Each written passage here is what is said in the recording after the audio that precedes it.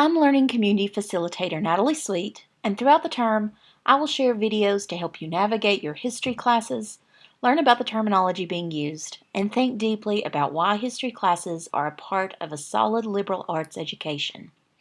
Today, I'm going to provide you with an introduction to annotated bibliographies.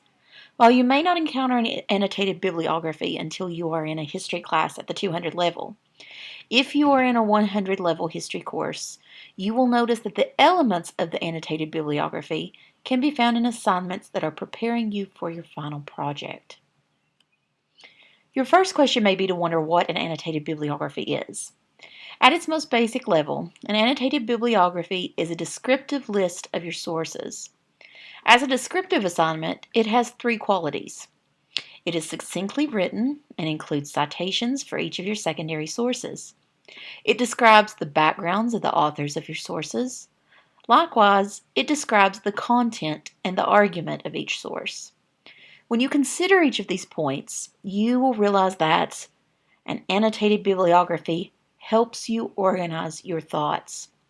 Before you begin making your own argument in a written presentation or project, you should critically read your sources.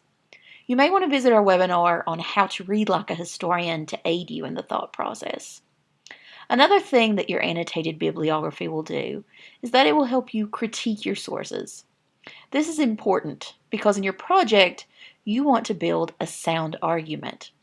You may need to pull evidence from your sources, and you may even find that some of your sources disagree with one another.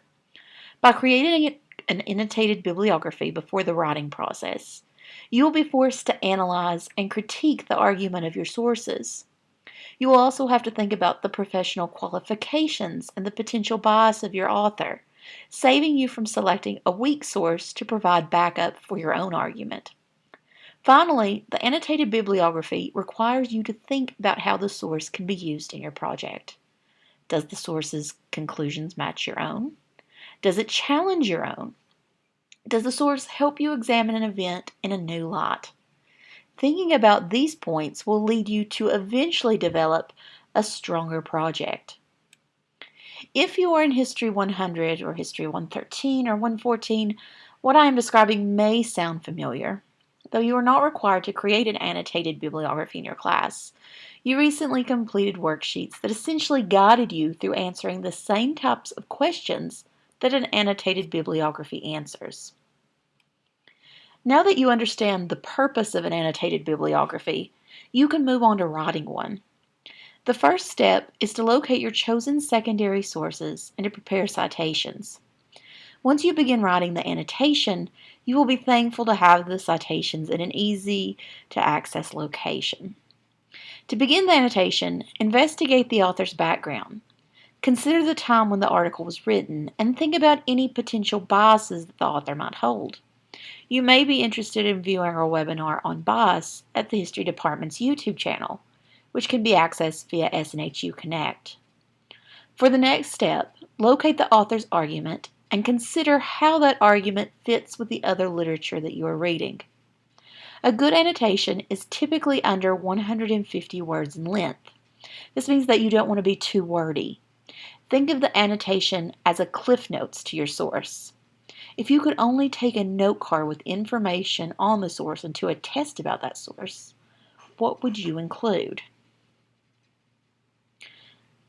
Keep in mind that today's presentation is just the beginning of the sources that you can find within the learning community about annotated bibliographies. Within the learning community, I will post links to examples and sample annotated bibliography resources on the community page. Once you complete your annotated bibliography, send it to the Writing Center for a second pair of eyes to look at the material.